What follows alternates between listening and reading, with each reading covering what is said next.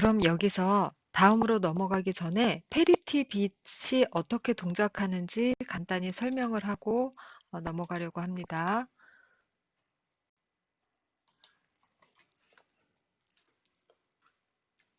예, 페리티 빛이라는 건 예를 들면 비트가 4개 있다고 생각해 봅시다. 4개의 비트가 각각 어떤 값을 가지고 있게 할까요? 자, 여기 페리티 빛을 홀수로 만들고 싶은 페리티 빛이 있다고 해봅시다. 그럼 여기 1 하나, 0 하나, 1 하나, 0 하나 이렇게 있으면 홀수로 만든다는 것은 1의 개수를 홀수로 만들게 페리티를 만드는 거예요.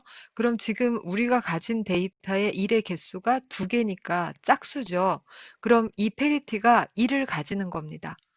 그러면 여기에 데이터가 만약에 1, 1, 1, 0 이런 데이터를 가지고 있다. 그러면 페리티에는 뭘 저장해요? 페리티까지 합해서 홀수가 되게 하기 위해서 0을 저장해요. 이런 식으로 페리티를 유지합니다. 이렇게 했다가 나중에 이 데이터를 내가 읽어봤는데 읽어서 페리티까지 5비트에 대한 이 셋된 개수를 세보니까 홀이 아니라 짝이에요. 그러면 지금 이 4개의 비트 중에 하나가 오류가 난 것이죠. 원래 저장했던 당시의 값이 아니라 이상한 값이 들어가 있다는 걸 검출할 수 있게 되는 것이죠. 그렇지만 검출까지는 되지만 4개 중에 누가 틀렸는지 이런 것은 알 수가 없죠. 또 하나, 2개의 비트가 동시에 값이 바뀐 경우, 얘가 0으로 바뀌고 얘가 0으로 바뀐 경우에는 페리티 체크를 했을 때 정상인 것처럼 보이겠죠. 그래서 홀수 개수의 오류가 짝수 개수의 오류가 동시에 날 경우에는 페리티 빛으로 검출이 안 된다. 이런 단점을 가지고 있는데도 페리티 빛이라는 거는 아주 각광을 많이 받고 있어요. 왜 그럴까요? 어, 짝수 개수의 2개가 동시에 오류가 나면은 잡지도 못한다고 했잖아요. 그런데 그것은 이게 유용한 이유는 한 개의 비트가 오류가 날 확률과 동시에 2개의 비트가 오류가 날 확률의 차이가 아주 차이가 많이 나요. 이 확률에 비해서 이 확률은 굉장히 적어요. 그렇기 때문에 이거를 잡아낼 수 있는 이 페리티 비트의 값어치가 괜찮은 것이죠. 그래서 이렇게 페리티 빛을 사용하고 ECC라는 것은 저희가 수업 시간에 다루기에는 좀 너무 복잡합니다. 그런데 ECC라는 것은 페리티 빛을 여러 개 조합을 해서 검출뿐만 아니라 어느 비트가 바뀌었는지를 알 수 있게 만들어 놨어요. 그래서 ECC는 검출 플러스 복구까지 가능한 페리티의 조합입니다.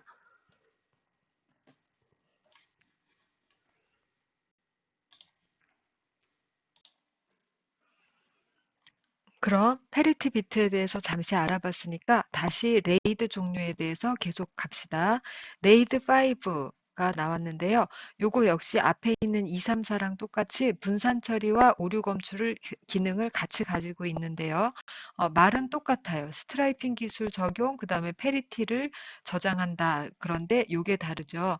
페리티를 저장하는 디스크를 따로 두는 것이 아니라 페리티를 이 모든 5개의 디스크가 있다면 5개의 디스크에 분산해서 저장을 해서 그럼 뭐가 좋죠? 페리티가 차지하는 분량은 똑같죠. 이렇게 5군데서 합하면 어차피 1개의 디스크를 할당하는 거랑 같잖아요. 그렇지만 페리티를 저장하고 있는 디스크가 깨지는 경우에는 역할을 완전히 못하게 되잖아요. 그렇지만 하나의 디스크가 고장이 나더라도 다른 곳에 저장된 페리티들을 이용해서 상당 부분 검출이 가능해지겠죠.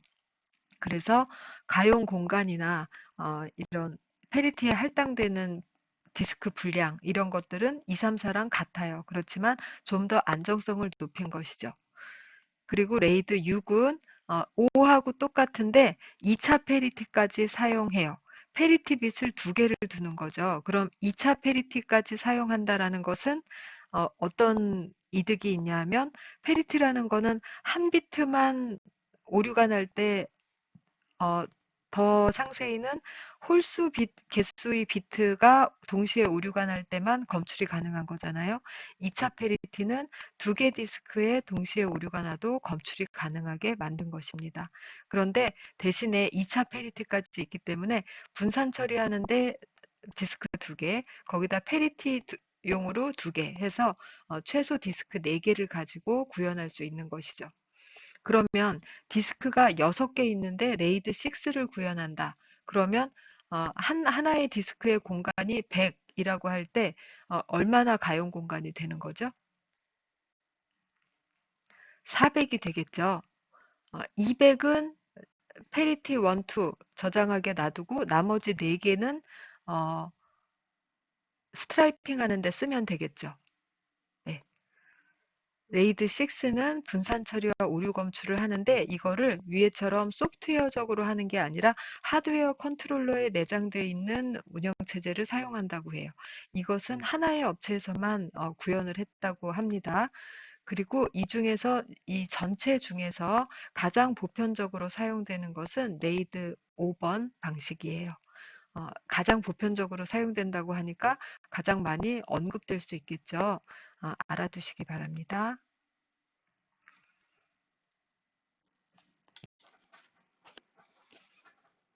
그럼 하드웨어 선택이라는 단원에서 레이드 부분을 마쳤습니다. 레이드 부분은 디스크를 여러 개의 디스크를 모아서 활용하는 방법을 배웠죠. 그럼 여기도 역시 디스크 얘기가 계속되고 있는데요.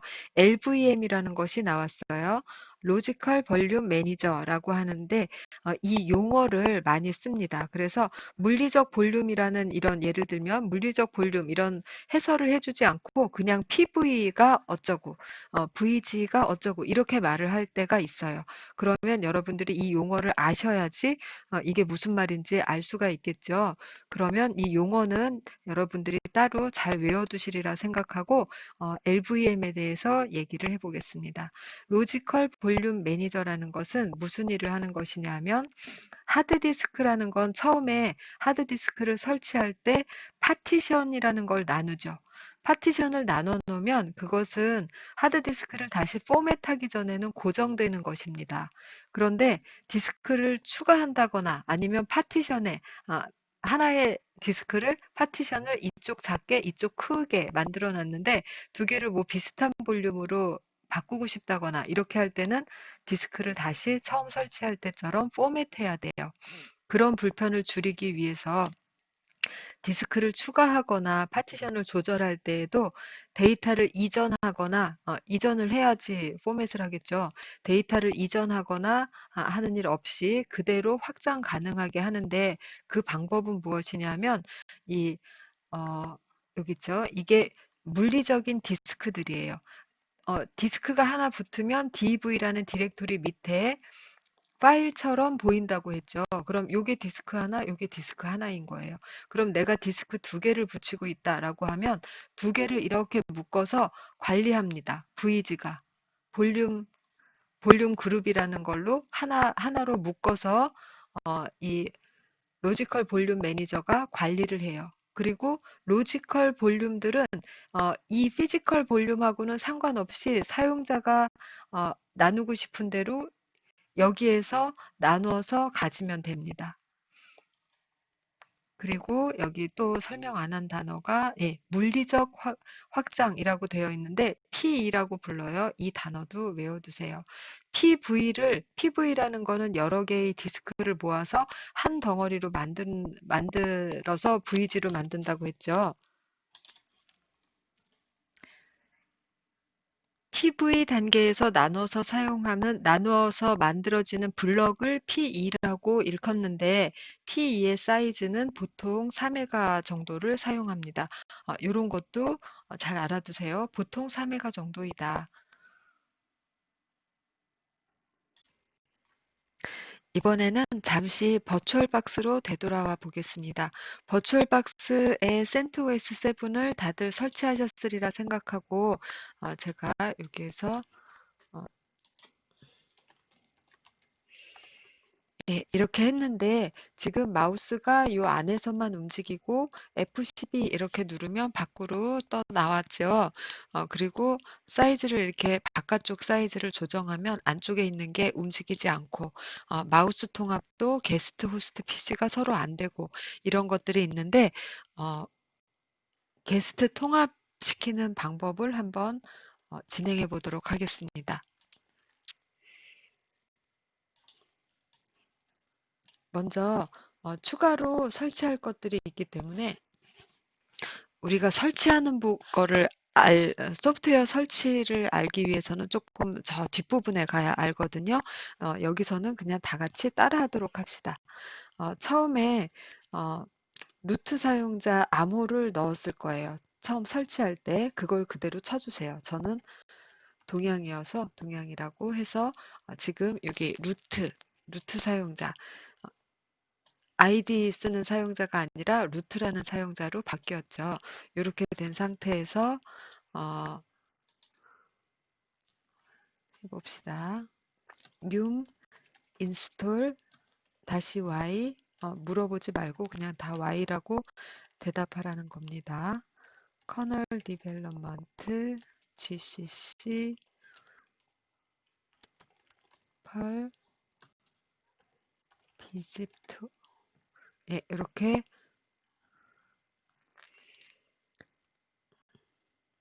어떤 패키지들이 설치가 되어 있는지 안 되어 있는지 몰라서 최소 설치되어 있다고 생각하고 필요한 패키지들을 다 썼습니다.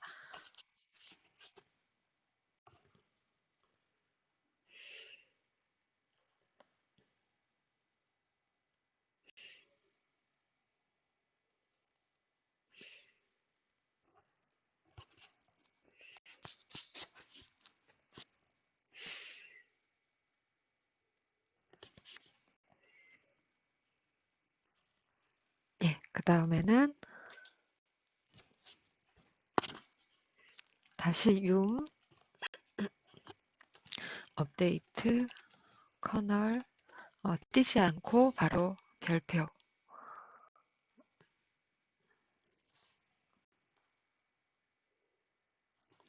커널을 잘못 썼어요. 오타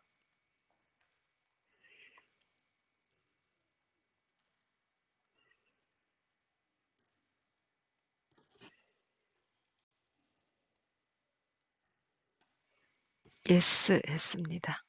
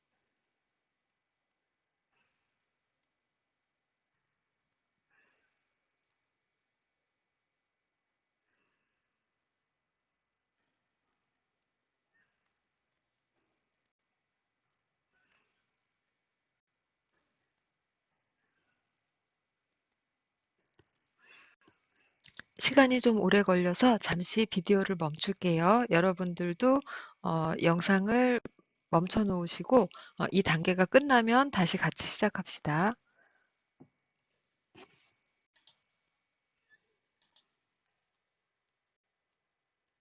자, 완료가 되어서 돌아왔습니다. 완료가 되어서 프롬프트가 딱 떨어졌어요. 그럼 이 상태에서 지금 F12 눌러서 바깥으로 커서 탈출한 다음에 장치에서 게스트 확장, CD, 이미지 삽입 이렇게 하는데 이렇게 하면 이 버추얼박스에서 미리 가지고 있던 이미지, 게스트 확장 CD 이미지라는 파일을 여기 광학 드라이브에다가 삽입한 것처럼 해줍니다. 그런데 지금 이렇게 오류가 났죠. 이거는 제가 이미, 아이고, 다시 F12, 이미 CD 드라이브에다가 뭘 넣어놔서 그래요. 일단 원래 들어있던 걸 꺼내고 마운트 해제시키고, 네, 그 다음에 다시 게스트 확장 CD 이미지 삽입 이렇게 하겠습니다. 그러면 네, 이미지가 삽입되었어요. 그러면 다른 장치들처럼 저 CD롬도 어디엔가 마운트가 되어 있어요. 어,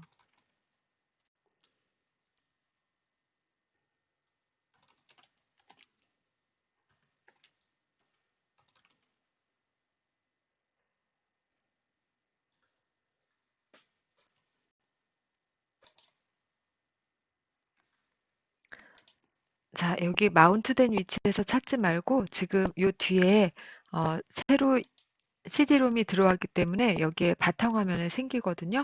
그럼 요거를 더블 클릭.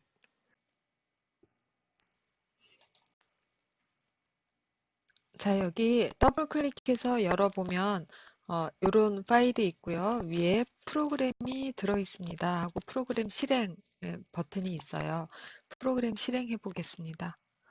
자동으로 시작한 프로그램이 있습니다. 실행하시겠습니까? 실행.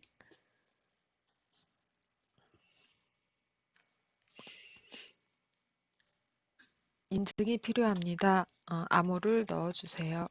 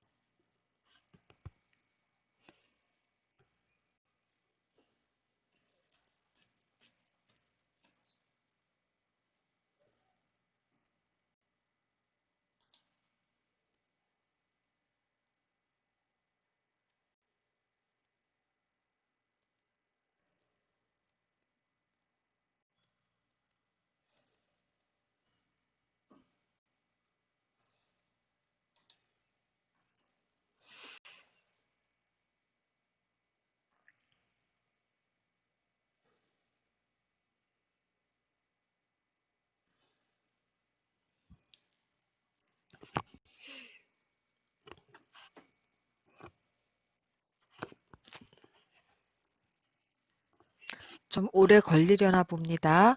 어, 저도 영상을 멈출 테니 여러분들도 영상을 포즈 시켜놓고 이 과정이 끝나면 다시 봅시다.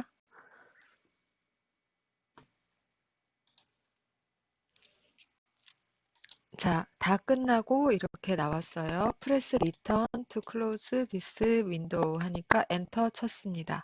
그래서 어, 프로그램을 실행을 마쳤죠. 그런 다음에는 이 부분을 눌러서 여기에 4개는 그냥 한 세트예요. 아무 데나 누르면 이 메뉴가 뜹니다. 여기에서 전원 버튼을 눌러서 다시 시작.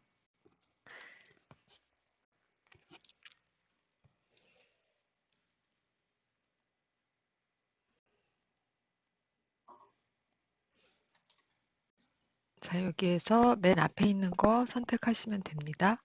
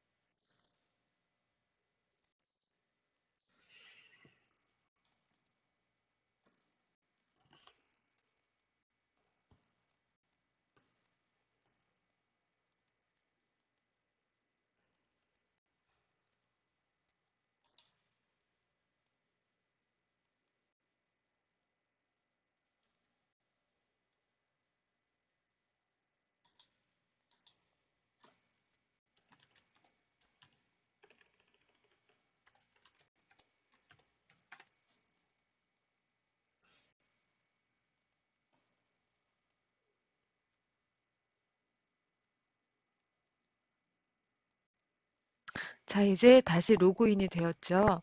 그런데 이번에는 조금 다르죠. 지금 제가 바깥에 커서가 있다가 안으로 들어가서 이렇게 찍었어요. 그래서 안에서 돌아다니다가 다시 밖으로도 나오죠. 자, 이렇게 해서 마우스 통합을 만들었습니다.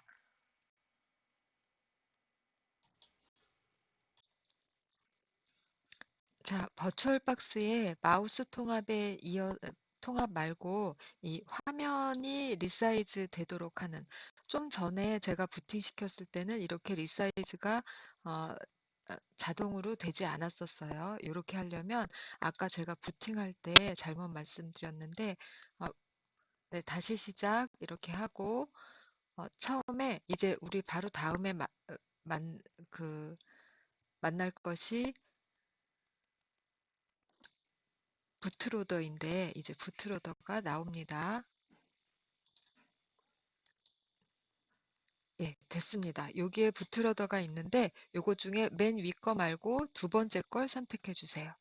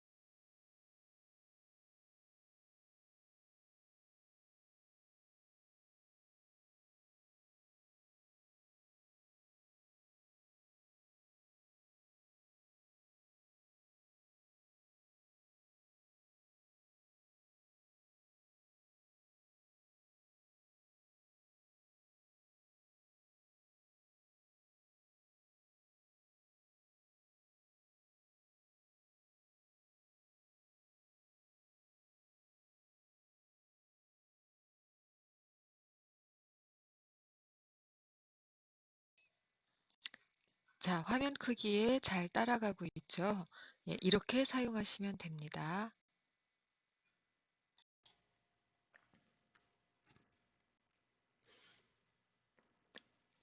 이제 파트 1의 2.1에서 하드웨어 구조에 대한, 하드웨어와 리눅스와의 관계에 대해서 간단히 알아봤고요. 2.2에서는 리눅스의 구조입니다. 리눅스라는 것은 벌써 소프트웨어죠. 운영체제이기 때문에 리눅스의 구조 중에 지금 여기 목차를 먼저 봅시다. 부트 매니저, 부팅하고 관계 있는 것처럼 보이죠. 그리고 2.3에 보면 부팅과 셧다운, 에 대해서 하고, 그 다음에 디렉토리, 파일 시스템이죠. 디렉토리에 대해서 하고 다시 파일 시스템이라는 단원이 있습니다.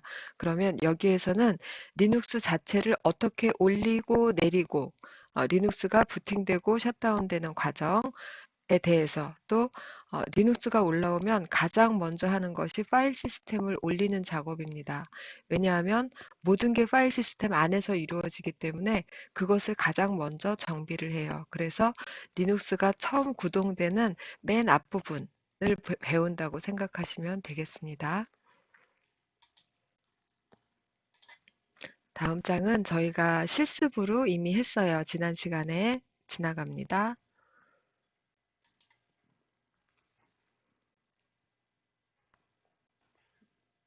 이제 59페이지에 보시면 2.2.1 부트 매니저 이렇게 해서 설명이 두 단락으로 되어서 나와 있죠. 어, 먼저 제가 여기에 정리를 해놓긴 했지만 영상을 멈추시고 그 두 개의 단락을 어, 내용을 알건 모르건 천천히 한번 읽어보시고 다시 영상으로 돌아오시기 바랍니다.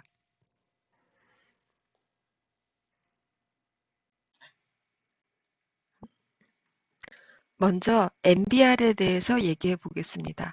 MBR이란 어떤 위치를 가리키는 겁니다.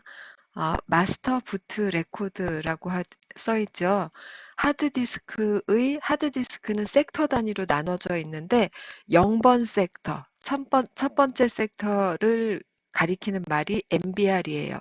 그리고 부트 매니저는 MBR이라는 위치에 들어있는 프로그램입니다. 그래서 부팅을 도와주는 프로그램이에요. 여기까지 MBR과 부트 매니저에 대한 단어 설명을 했습니다. 그리고 바이오스에 대해서 얘기해 보겠습니다. 바이오스라는 것은 부팅 과정에서 물론 개입을 하는데 바이오스라는 프로그램은 어느 디스크로 내가 부팅을 할까를 결정합니다. 예를 들면 USB로 부팅할 수가 있죠. CD롬으로 부팅할 수도 있고 또 하드디스크로 부팅을 할 수도 있습니다. 그렇게 할 때 어디에 있는 어느 매체에 있는 부트 섹터를 내가 읽어서 부팅할 것이냐 이것을 결정해서 그쪽으로 길을 잡아주는 것이 바이오스 프로그램이 하는 일입니다. 그러면 지금까지 프로그램 이름은 두 개 나왔어요. MBR은 프로그램이 아니라 하드디스크의 어떤 위치를 가리키는 말이기 때문에 MBR에 부트로더가 있다. 이렇게 얘기했어요. 그러면 프로그램으로는 두 개만 나왔습니다. 부트 매니저와 바이오스. 그럼 이 두 개 중에 어느 게 먼저 동작하는 거죠? 부트 매니저는 디스크 안에 첫 번째 섹터에 들어있는 프로그램이라고 했죠.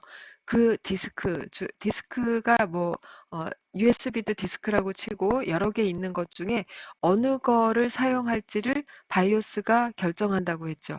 그럼 바이오스가 먼저 동작하는 프로그램이죠. 그래서 바이오스가 먼저 동작해서 디스크를 선택하고 그 디스크의 MBR에 있는 부트로더가 동작하기 시작하는 겁니다. 그러면 이 과정 중에서 리눅스는 어디에 있을까요? 리눅스는 아직 안 나왔죠.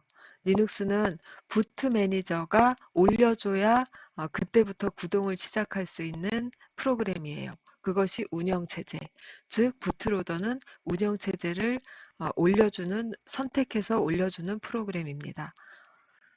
그러면 부트 매니저라는 것도 하나의 어떤 종류의 프로그램을 운영체제 이런 말처럼 운영체제의 한 종류로 리눅스도 있고 윈도우도 있고 그런 것이죠. 그런 것처럼 부트 매니저, 부트로더라는 것도 어, 부팅을 도와주는 프로그램을 지칭하는 그냥 대표적인 명칭이에요. 운영체제처럼. 그러면 부트 매니저에 속하는 프로그램들이 뭐가 있는지 보는 겁니다. 리눅스에서 사용하는 부트 매니저 프로그램에는 이렇게 두 가지가 대표적으로 있어요. 지금은 요거를 다 사용하지만 워낙 오래 사용했던 것이기 때문에 이 용어도 알아두시기 바랍니다. 릴로라고 하고 초창기에 많이 사용한 리눅스용 부트 매니저 프로그램이에요. 그런데 이러한 문제가 있었죠. 릴로로 뭔가를 리눅스에서는 어떤 프로그램이든지 서비스하는 프로그램은 그거에 해당한 그 프로그램에서 사용하는 환경 파일을 따로 가지고 있습니다. 그런데 릴로의 경우에는 환경 파일을 수정한 다음에는 반드시 별도로 명령어를 한번 수행해 줘야 하는 귀찮음이 있고 이러한 문제가 있었어요. 8기가 뒤쪽에 있는 리눅스는 설치를 못하는 문제. 요거는 바이오스 정보만 가져다 씀으로 해서 예, 일어나는 문제인데 이러한 문제가 있었다라고 알고 계시고 이걸 개선했겠죠. 그룹에서는 개선해서 최근에는 요거를 사용하고 있다까지 알아둡시다. 그러면 지금 실제로 사용하고 있는 부트로더인 그럽 프로그램에 대해서 알아보겠습니다. 그럽은 GNU 프로젝트 아시죠? 에서 만든 부트로더입니다. 리로에 비교하면 다양한 파일 시스템을 지원하고 있고 부팅 시에 커널 인자를 조정하여 동적 부팅을 지원합니다. 이 부분 우리가 이미 구경했어요. 지난 시간에 부팅할 때 어, 처음에는 한 개의 운영체제 이름만 리스트에 보였는데 확장을 설치하고 난 다음에 세 개의 시스템이 보였죠. 그래서 위아래로 어, 키보드를 이용해서 선택하면 동적 부팅이라는 거는 부팅하는 과정에서 내가 이 운영체제 선택할까, 저 운영체제 선택할까 이렇게 바꿀 수 있는 것을 동적 부팅이라고 했어요. 메뉴 인터페이스 방식을 지원한다. 그 동적 부팅을 지원하는 그 키보드로 움직이는 그 단계에서 메뉴 인터페이스 방식을 지원합니다. 조금 있다가 부팅하면서 다시 한번 봅시다. 그래픽 메뉴와 배경 그림 삽입도 가능하다. 처음에 이렇게 펭귄 그림을 넣는다던가 이런 거 보신 적 있을 거예요. 그런 것이 가능하다라는 것이고요. 환경 설정 파일은 이거를 사용한다 라고 했는데요. 지금 여기 도움말이 있죠. CentOS 지금 우리 학교에서 쓰는 게 CentOS 7이에요. 그래서 여러분들한테 이거를 깔으라고 하신 거고 깔으시라고 한 거고 CentOS 7에서는 그룹2라는 요거 다음 버전을 사용하고 있습니다. 그래서 환경 설정 파일도 약간 달라요. 조금 있다가 에디터 사용하는 방법도 알아볼 겸 요거를 구경하러 가겠습니다. 그리고 여기서 교재에서 이렇게 설명한 이유는 리눅스 마스터 시험을 CentOS 6.9로 치고 있어요. 그래서 그 기준으로 이렇게 얘기를 하고 있는 겁니다. 우리 학교에서는 이걸 사용하고 있고 혹시라도 지금 최신 버전인 CentOS 8번을 가지고 계신 분이어도 수업 시간에 하는 거 다 같이 하기에는 무리는 없으실 거예요. 다시 구태여 센토스 7로 내리시지 않아도 될 것 같습니다. 그럼 실제 리눅스 환경에서 부트로더를 한번 보겠습니다. 화면 닫혀 있죠? 위로 올려요.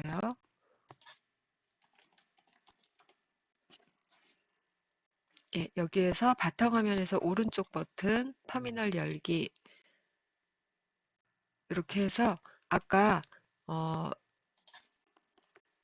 부트로더의 그룹2의 환경 설정 파일이 부트의 그룹2에 있다고 했어요.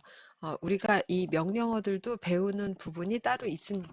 따로 있는데 지금 여기서 기본적인 거는 왜냐하면 명령어들은 한꺼번에 우르르 나와요. 그런데 한꺼번에 그렇게 나올 때 그 명령어들을 어, 일괄적으로 익히기는 힘들거든요. 그래서 여기에서 어, 보통 많이 사용하는 것들은 먼저 배우도록 합시다.